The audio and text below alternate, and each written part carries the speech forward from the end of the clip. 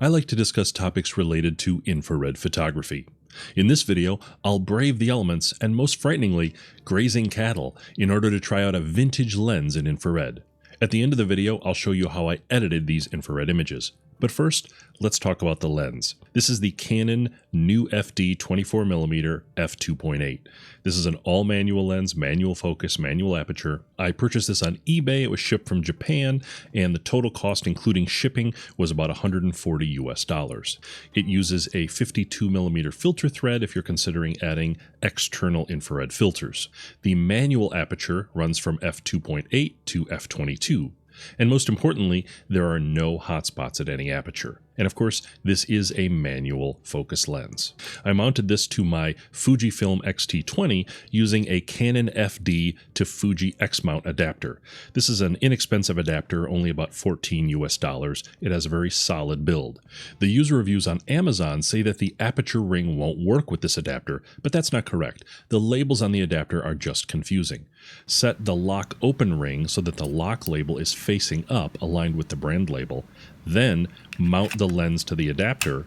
Then you can twist the lock open ring so that the open label is facing up. The manual aperture control on the lens will now work. Let's talk about the settings that I used for this shoot. Everything was shot at ISO 200.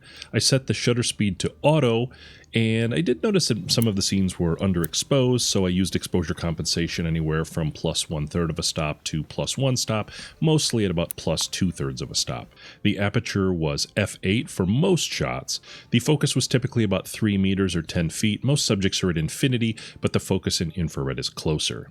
Manual focusing is not an issue with focus peaking. Just set the focus peaking to blue so that it's easier to see over a red image. Now let's take a look at some of the images. Careful, watch your step. You don't want to step in one of these. Okay, so here's the images after I've finished processing them. We'll take a look at a few of them. I think that they turned out pretty good. Pretty happy with the results. I got really good colors, really good separation of colors between the sky, the trees, the grass. Everything looked really good. This is not going to be as sharp as a modern lens, especially in the corners, but that provides sort of the vintage charm of a lens like this. There was some weird patterns in the sky there was these hazy clouds in the sky, so you might see some weird patterns up in the sky as a result of that. I think that was mostly the clouds and not so much the lens. A little bit of lens flaring in some of the shots. I actually didn't mind that. I think it worked well. This was actually pretty early in the morning, so I had the sun coming in at a pretty low angle.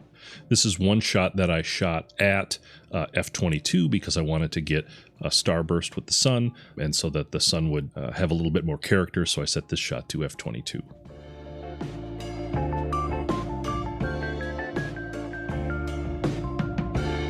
This is actually a panorama that I shot of about maybe 6 or 7 shots. What's interesting is you can see that the sun flares got picked up in like 3 of the shots in the panorama, and so the sun flares got replicated a few times. Actually, it's kind of an interesting effect. It doesn't bother me too much, but this actually turned out pretty good. I'm pretty happy with it, this horizontal panorama. I also captured this as a horizontal panorama, and I think as a composition, this one's actually a little bit better. It's got a nice foreground, you've got some colorful trees in the background, and then there's a color shift as we from the haze as we get off into the distance. And I'll talk about that a little bit more when I edit a shot at the end of the video. Opportunity for some nice close-up shots with some interesting subjects here. I did use a fair amount of contrast and clarity in some of these images to kind of create these sharp distinctions within the grass, between the white parts of the grass and the shadows.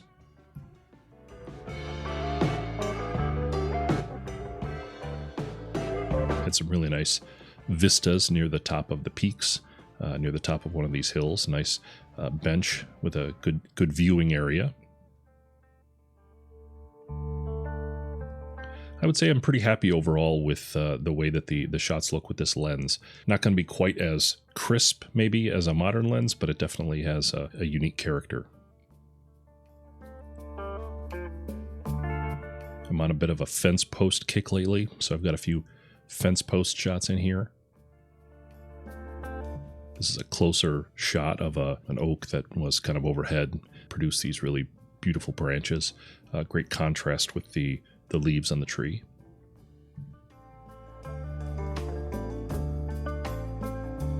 Okay, so let's take one of these images and walk through the process for how I edited this image in Lightroom.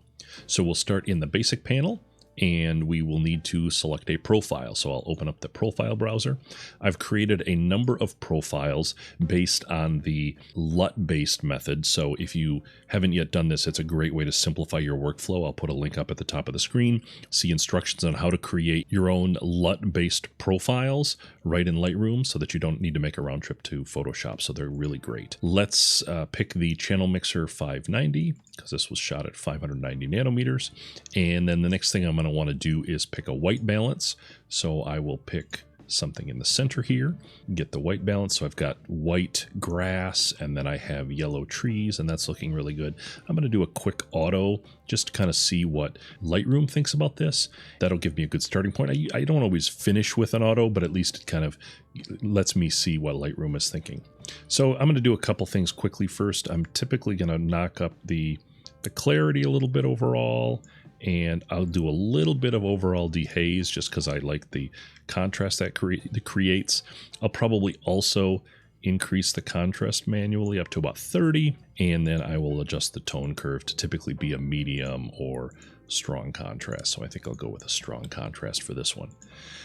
Now let's see, one of the challenges with an image like this is we have a lot of haze, and typically, you know, haze is not always so bad. Haze can help the eye of the viewer to see depth. So in this image, there's actually a great deal of distance between the foreground and the background of the image, and a little bit of haze can actually be helpful to the mind of the viewer to actually interpret that as a great deal of distance. So haze in itself is not bad.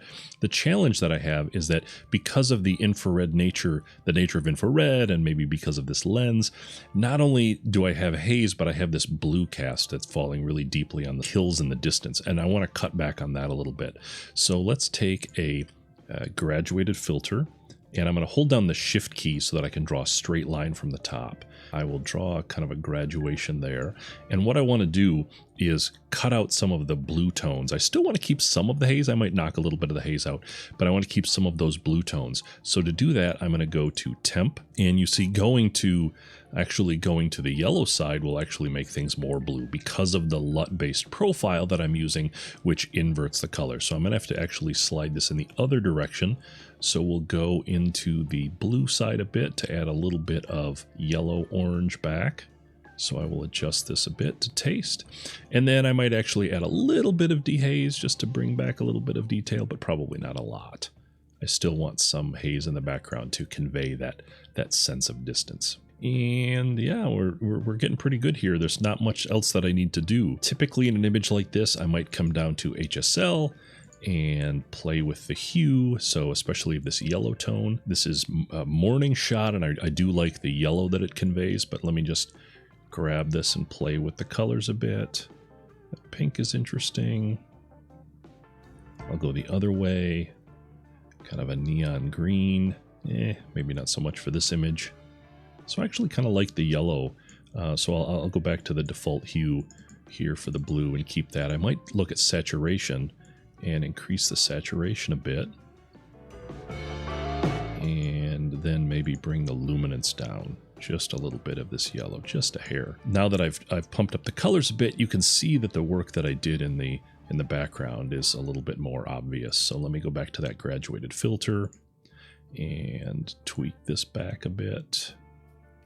Lower that down. I might need to remove the dehaze entirely, yeah, to prevent some kind of color shifting from going on there. So if I wanted to draw even more focus to the center, I could maybe do a bit of a vignette on an image like this. Just a very subtle vignette would be nice. I'm pretty happy with the look of that image overall. So that is the edit of a 590 nanometer infrared image shot with a vintage lens, the Canon New FD 24mm 2.8 lens, shot on a Fujifilm X-T20 converted to 590 nanometers. So what are my impressions of this lens? I'm really happy with the shots that I took here and how they turned out. Is this going to be the sharpest lens or as sharp as, say, a modern lens? No. There's probably going to be some, I noticed some chromatic aberration in shots that were, you know, maybe out of focus near the edges. The corners are not going to be as sharp. There's some weird color things happening, but, you know, it's kind of infrared. We're used to that. So there's some things to be aware of, but, you know, overall, I really like the character that this lens produces. And I'm looking forward to taking it out on other shoots to try to see what I can create with it, because I think it will add a unique character to a shot. I have more Canon and Nikon vintage lenses that I'll be testing in future videos. Do you have any topics related to infrared photography that you'd like to see addressed? Leave a comment below. Do you have any infrared images that you'd like to see me edit in a video? There's a link in the description that you can use to send them to me. Hope you enjoyed. Thanks.